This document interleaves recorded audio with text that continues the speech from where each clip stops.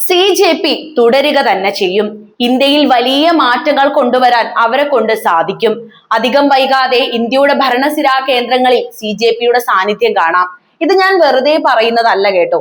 അത് മനസ്സിലാക്കണമെങ്കിൽ ഇന്ത്യൻ രാഷ്ട്രീയ ചരിത്രം ഒന്ന് മറച്ചു നോക്കിയാൽ മാത്രം മതിയാകും. ഇന്ത്യൻ രാഷ്ട്രീയത്തിന്റെ ചരിത്രവും അതുപോലെ വർത്തമാനകാലവും പരിശോധിക്കുമ്പോൾ അധികാരത്തിന്റെ ക്രൂരമായ അടിച്ചമർത്തലുകൾക്ക് മുന്നിൽ തളരാതെ പോരാടി ഒടുവിൽ രാഷ്ട്രീയ ഘടനയെ തന്നെ തിരുത്തി എഴുതിയ പ്രസ്ഥാനങ്ങളുടെ ഒരു നീണ്ട പരമ്പര തന്നെ നമുക്ക് കാണാൻ സാധിക്കുന്നതാണ്.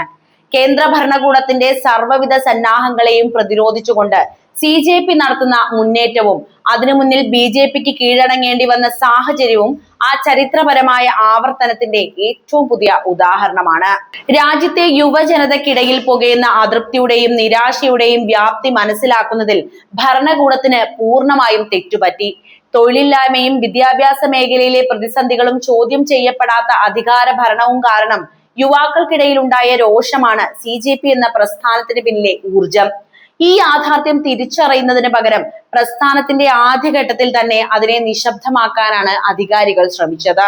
സോഷ്യൽ മീഡിയ ഡിജിറ്റൽ യുഗത്തിലെ ഏറ്റവും വലിയ സമരവേദിയാണെന്ന് തിരിച്ചറിഞ്ഞ CJP അവിടെ സജീവമായപ്പോൾ രാജ്യദ്രോഹ കുറ്റങ്ങളും സൈബർ വിലക്കുകളും ഉപയോഗിച്ച് അതിനെ പൂട്ടിക്കെട്ടാനായിരുന്നു ഭരണകൂടത്തിന്റെ ശ്രമം. എന്നാൽ ഡിജിറ്റൽ ലോകത്തെ വായ്മൂടിക്കെട്ടലുകൾ അതിജീവിച്ച് സമരം തെരുവിലേക്ക് പടർന്നപ്പോൾ ആൾബലവും ഗുണ്ടായിസവും ഉപയോഗിച്ച് അതിനെ അടിച്ചമർത്താനും നോക്കി. എന്നാൽ സംഘടിതമായ യുവജന ശക്തിക്ക് മുന്നിൽ ഇത്തരം പരമ്പരാഗത അടിച്ചമർത്തൽ തന്ത്രങ്ങൾക്കൊന്നും പിടിച്ചു നിൽക്കാൻ കഴിഞ്ഞില്ല. ഒടുവിൽ മറ്റു വഴികളില്ലാതെ പിൻവാങ്ങേണ്ടി വന്നപ്പോൾ പോലും അതൊരു വലിയ ത്യാഗമായി ചിത്രീകരിക്കാനുള്ള ശ്രമവും നമ്മൾ കണ്ടതാണല്ലോ അല്ലെ. ഈ ഒരു ഘട്ടത്തിലാണ് CJPയുടെ ഭാവിയെ കുറിച്ചുള്ള വലിയ ചർച്ചകൾ ഉയർന്നു വന്നത്. നിലവിൽ കൃത്യമായ രാഷ്ട്രീയ പാർട്ടി ചട്ടക്കൂടില്ലാത്ത ഒരു ജനകീയ മുന്നേറ്റമാണെങ്കിലും വൈകാതെ തന്നെ CJP ഒരു പൂർണ്ണ രാഷ്ട്രീയ പാർട്ടിയായി പരിണമിക്കുമെന്നതിൽ സംശയമില്ല. ഇന്ത്യയുടെ ജനാധിപത്യത്തിന്റെ ചരിത്രം ആഴത്തിൽ പരിശോധിച്ചാൽ ഇത് വെറും ഒരു ഊഹം മാത്രമല്ല, മറിച്ച് സംഭവിക്കാൻ പോകുന്ന രാഷ്ട്രീയ യാഥാർത്ഥ്യമാണെന്ന് നമുക്ക് മനസ്സിലാക്കാം. അതിനു മുൻപ് ഒരു കാര്യം നിങ്ങളോട് ചോദിക്കട്ടെ.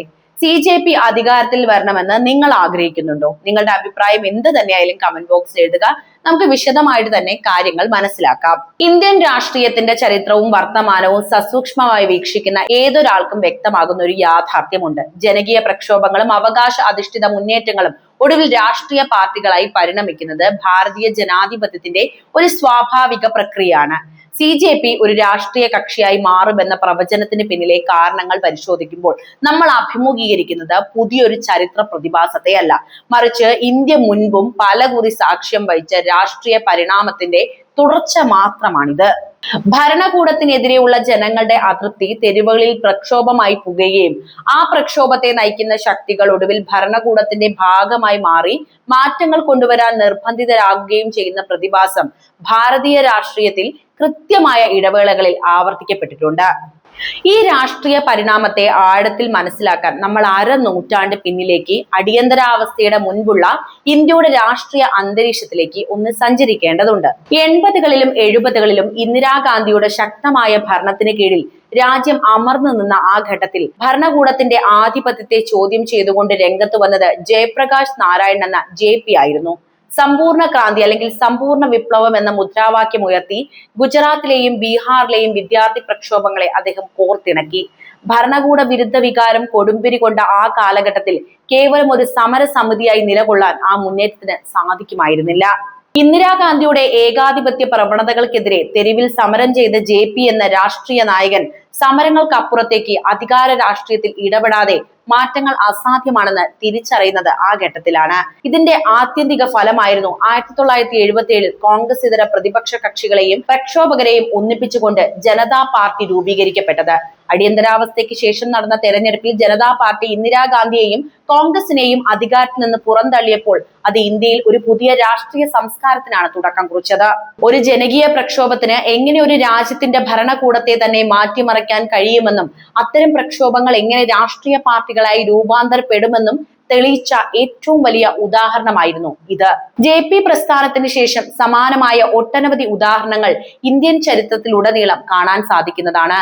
അസമിൽ നിയമവിരുദ്ധ കുടിയേറ്റത്തിനെതിരെ വിദ്യാർത്ഥി സംഘടനയായ AASU നടത്തിയ അതിശക്തമായ പ്രക്ഷോഭങ്ങൾ ഒടുവിൽ ആസം ഗണ പരിഷത്ത് എന്ന രാഷ്ട്രീയ പാർട്ടിയായി മാറിയതും തമിഴ്നാട്ടിൽ EV രാമസ്വാമി പെരിയാറിന്റെ സാമുദായിക സുധാരണ പ്രസ്ഥാനത്തിൽ നിന്ന് അണ്ണാദുരൈയുടെ നേതൃത്വത്തിൽ DMK എന്ന രാഷ്ട്രീയ പാർട്ടി ജനിച്ചതുമെല്ലാം പ്രക്ഷോഭങ്ങൾ രാഷ്ട്രീയ രൂപം പ്രാപിക്കുന്നതിന്റെ തെളിവുകൾ തന്നെ. ഈ നൂറ്റാണ്ടിലെ ഏറ്റവും ശ്രദ്ധേയമായ ഉദാഹരണം 2011 അണ്ണാ ഹസാരെയുടെ നേതൃത്വത്തിൽ നടന്ന അഴിമതി വിരുദ്ധ പ്രക്ഷോഭമാണ്. കേന്ദ്ര ഭരണകൂടത്തെ പിടിച്ചുലച്ച ആ ജനകീയ മുന്നേറ്റത്തിന്റെ സംഘാടകർക്ക് ഒടുവിൽ ബോധ്യപ്പെട്ട ഒരു കാര്യമുണ്ടായിരുന്നു. സിസ്റ്റത്തിന് പുറത്തുനിന്ന് സമരം ചെയ്യുന്നതിനേക്കാൾ ഫലപ്രദം സിസ്റ്റത്തിനുള്ളിൽ പ്രവേശിച്ച് മാറ്റങ്ങൾ വരുത്തുന്നതാണ്. അങ്ങനെയാണ് ആ പ്രക്ഷോഭത്തിൽ നിന്ന് ആം ആദ്മി പാർട്ടി അല്ലെങ്കിൽ AAP പിറവിയെടുക്കുന്നത്. അന്നതിനെ എതിർത്തവർ പലരും ഉണ്ടായിരുന്നുവെങ്കിലും ഡൽഹിയിലും പഞ്ചാബിലും അധികാരത്തിലെത്തിക്കൊണ്ട് ആ പാർട്ടി തങ്ങളുടെ പ്രസക്തി തെളിയിച്ചു. ഈ ചരിത്രപരമായ പശ്ചാത്തലത്തിൽ വെച്ച് വേണം CJP ഒരു രാഷ്ട്രീയ കക്ഷിയായി മാറാനുള്ള സാധ്യതകളെ നമ്മൾ വിശകലനം ചെയ്യാൻ. ഒരു പ്രക്ഷോഭ പ്രസ്ഥാനത്തിന് അല്ലെങ്കിൽ ജനകീയ കൂട്ടായ്മയ്ക്ക് ഒരു ഘട്ടം കഴിഞ്ഞാൽ ഒരു രാഷ്ട്രീയ കക്ഷിയായി മാറാതിരിക്കാൻ സാധിക്കില്ല എന്നതിന് ചില വ്യക്തമായ ഘടനാപരമായ കാരണങ്ങളുമുണ്ട്. ആദ്യത്തെ കാരണം പ്രക്ഷോഭങ്ങളുടെ ഭരണഘടനാപരമായ പരിമിതികൾ തന്നെയാണ്. അതായത് തെരുവുകളിൽ ആളുകളെ അണിനിരത്താനും ഭരണകൂടത്തിന് മേൽ സമ്മർദ്ദം ചെലുത്താനും പ്രക്ഷോഭങ്ങൾക്ക് സാധിക്കുമെന്ന് നമുക്കറിയാം. എന്നാൽ നയരൂപീകരണത്തിനും നിയമനിർമ്മാണത്തിനും പാർലമെന്ററി അധികാരത്തിന്റെ പിന്തുണ ആവശ്യമാണ്. ജനങ്ങളുടെ ആവശ്യങ്ങൾ യാഥാർത്ഥ്യമാകണമെങ്കിൽ അല്ലെങ്കിൽ ജനകീയ ആവശ്യങ്ങൾക്ക് അനുസൃതമായ നിയമങ്ങൾ ഉണ്ടാകണമെങ്കിൽ അത് നിർവഹിക്കുന്ന സ്ഥാനങ്ങളിൽ ഇരിക്കേണ്ടതുണ്ട്. CJP മുന്നോട്ട് വെക്കുന്ന വിഷയങ്ങൾ ഏതായാലും ഒരു നിവേദനത്തിലോ പ്രസംഗത്തിലോ ഒതുങ്ങുന്നതല്ല എങ്കിൽ അത് നിയമനിർമ്മാണ സഭകളിൽ ഉന്നയിക്കാൻ സ്വന്തമായി ജനപ്രതിനിധികൾ ഉണ്ടാകേണ്ടത് അനിവാര്യം തന്നെയാണ്. എങ്കിൽ മാത്രമേ അവർ ആഗ്രഹിക്കുന്ന ഒരു മാറ്റം ഇവിടെ ഉണ്ടാകുകയുള്ളൂ. രണ്ടാമത്തെ ഘടകം എന്ന് പറയുന്നത് അനുഭാവികളുടെയും പ്രവർത്തകരുടെയും സമ്മർദ്ദമാണ്. അതായത് ഏതൊരു പ്രസ്ഥാനവും വളരുമ്പോൾ അതിന് പിന്തുണ നൽകുന്ന ദശലക്ഷക്കണക്കിന് ആളുകൾ അതിൽ നിന്ന് അടുത്ത ഘട്ടത്തിലുള്ള മാറ്റങ്ങൾ പ്രതീക്ഷിക്കുന്നുണ്ട്. CJP എന്ന് പറയുന്നത് ഇപ്പോഴത്തെ തലമുറയുടേതാണ്. ഞങ്ങൾ നിങ്ങൾക്ക് വോട്ട് ചെയ്യാം, നിങ്ങൾ തെരഞ്ഞെടുപ്പിൽ മത്സരിക്കൂ എന്ന ജനങ്ങളുടെ ആവശ്യം ഉയർന്നു വരുമ്പോൾ പ്രസ്ഥാനങ്ങൾക്ക് മുന്നിൽ തെരഞ്ഞെടുപ്പ് രാഷ്ട്രീയം തിരഞ്ഞെടുക്കുക എന്നല്ലാതെ മറ്റു വഴികളില്ലാതെയാകും. CJPയുടെ കാര്യത്തിലും പിന്തുണക്കാരുടെ ഈ പ്രതീക്ഷ വലിയൊരു പ്രേരക ശക്തിയായി മാറാനുള്ള സാധ്യതകളുണ്ട്. മൂന്നാമതായി പറയാനുള്ളത് നിലവിലുള്ള ഭരണകൂടങ്ങളുടെയും മറ്റ് രാഷ്ട്രീയ കക്ഷികളുടെയും സമീപനം തന്നെയാണ്. ഏതൊരു ജനകീയ പ്രസ്ഥാനത്തെയും തുടക്കത്തിൽ അവഗണിക്കുകയോ അല്ലെങ്കിൽ രാഷ്ട്രീയ ലക്ഷ്യങ്ങളില്ലാത്ത സംഘടന എന്ന് മുദ്രകുത്തി നിസ്സാരവൽക്കരിക്കുകയോ ചെയ്യുക എന്നത് ഭരണാധികാരികളുടെ ഒരു പതിവ് തന്ത്രമാണ്. CJPയുടെ തുടക്കത്തിലും നമ്മൾ കണ്ടത് ഇതൊക്കെ തന്നെയാണ്. ധൈര്യമുണ്ടെങ്കിൽ തെരഞ്ഞെടുപ്പിൽ മത്സരിച്ച് ജയിച്ചു കാണിക്കൂ എന്ന ഭരണകൂടത്തിന്റെ വെല്ലുവിളിയാണ് പലപ്പോഴും പ്രക്ഷോഭ നായകന്മാരെ തെരഞ്ഞെടുപ്പ് ഗോതയിലേക്ക് തള്ളിയിടാറുള്ളത്. ഇന്ദിരാഗാന്ധിയുടെ കാലത്ത് JPയും UPA ഭരണകാലത്ത് അണ്ണാ ഹസാരെയും സഹപ്രവർത്തകരും നേരിട്ടത് ഇതേ വെല്ലുവിളി തന്നെയായിരുന്നു. CJPക്കും ഈ തടസ്സം മറികടക്കാൻ രാഷ്ട്രീയ പാർട്ടി എന്ന പദവി സ്വീകരിക്കേണ്ടി വരും. എങ്കിലും ഒരു പ്രക്ഷോഭത്തിൽ നിന്ന് രാഷ്ട്രീയ പാർട്ടിയിലേക്കുള്ള മാറ്റം സുഗമമായ ഒന്നൊന്നുമല്ല കേട്ടോ. അത് വലിയ വെല്ലുവിളികൾ നിറഞ്ഞത് തന്നെയാണ്. ഒരു പ്രക്ഷോഭ സംഘടന എന്ന നിലയിൽ വ്യത്യസ്ത ആശയക്കാരായ ആളുകളെ ഒരു കുടക്കീഴിൽ അണിനിരത്താൻ എളുപ്പമാണ്. എന്നാൽ ഒരു രാഷ്ട്രീയ പാർട്ടിയാകുമ്പോൾ സാമ്പത്തിക നയം, വിദേശ നയം, പ്രാദേശിക പ്രശ്നങ്ങൾ തുടങ്ങി സമഗ്രമായ എല്ലാ വിഷയങ്ങളിലും കൃത്യമായ നിലപാടുകൾ സ്വീകരിക്കേണ്ടതായി വരും. ഇത് പലപ്പോഴും മുന്നേറ്റത്തിനുള്ളിൽ അഭിപ്രായ വ്യത്യാസങ്ങൾക്കും പിളർപ്പുകൾക്കും കാരണമാകാറുമുണ്ട്. ജനതാ പാർട്ടിയുടെ പതനവും ആം ആദ്മി പാർട്ടിയിൽ തുടക്കകാലത്തുണ്ടായ ആഭ്യന്തര തർക്കങ്ങളുമൊക്കെ ഇതിന് ഏറ്റവും നല്ല ഉദാഹരണങ്ങൾ തന്നെയാണ്. ചുരുക്കി പറയുകയാണെങ്കിൽ ഇന്ത്യയുടെ ജനാധിപത്യ പ്രക്രിയയിൽ പ്രക്ഷോഭങ്ങൾ രാഷ്ട്രീയ കക്ഷികളായി മാറുന്നത് ഒരു ആകസ്മികതയല്ല, മറിച്ച് അതൊരു ചരിത്രപരമായ അനിവാര്യത തന്നെയാണ്.